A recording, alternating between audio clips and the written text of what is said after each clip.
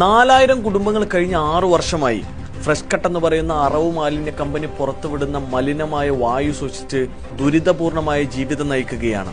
അതിനിടയിൽ ഒരുപാട് സമരങ്ങൾ ഉണ്ടായിട്ടുണ്ട്. ജനാധിപത്യത്തിന്റെ എല്ലാ മര്യാദകളും പാലിച്ചുള്ള ഒട്ടനവധി സമരങ്ങൾക്ക് ആ ജനങ്ങൾ നേതൃത്വം നൽകിയിട്ടുണ്ട്.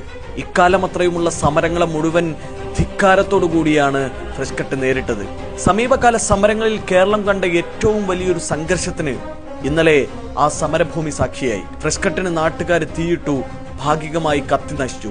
ഒട്ടനവധി കുട്ടികൾക്കും സ്ത്രീകൾക്കും ഗുരുതരമായ പരിക്കേറ്റു ആശുപത്രിയിലാണ്. പോലീസുകാർക്കും പരിക്കുണ്ട്. ഈ സംഘർഷത്തിന് ശേഷം വന്ന ഏറ്റവും പ്രധാനപ്പെട്ട 2 പ്രതികരണങ്ങൾ, അതിലൊന്നാമത്തേത് DIG യതീഷ് ചന്ദ്രയുടേതാണ്, രണ്ടാമത്തേത് CPM നേതാവ് EP ജയരാജന്റേതാണ്.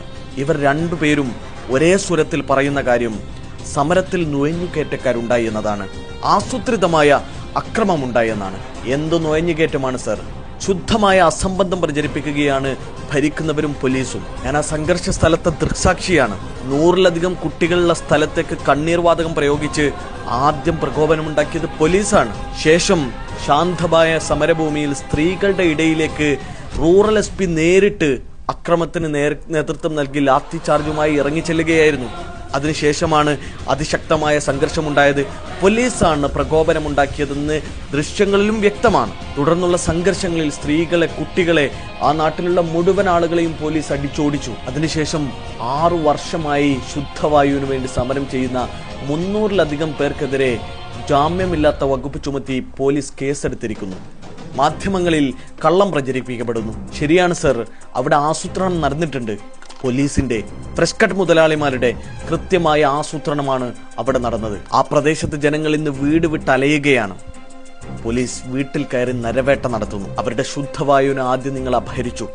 പിന്നീട് അവരുടെ സ്വൈര്യ ജീവിതത്തെ, വീട്ടിൽ താമസിക്കാനുള്ള അവകാശത്തിന് മേലും നിങ്ങൾ ചോദ്യം ചെയ്യുന്നു. മാധ്യമങ്ങളെ ഫ്രഷ് കട്ട് മുതലാളിമാർ വിലക്കെടുത്തു. പോലീസിനെയും അധികാരികളെയും ഉദ്യോഗസ്ഥന്മാരെയും എല്ലാം വിലക്കെടുത്തു.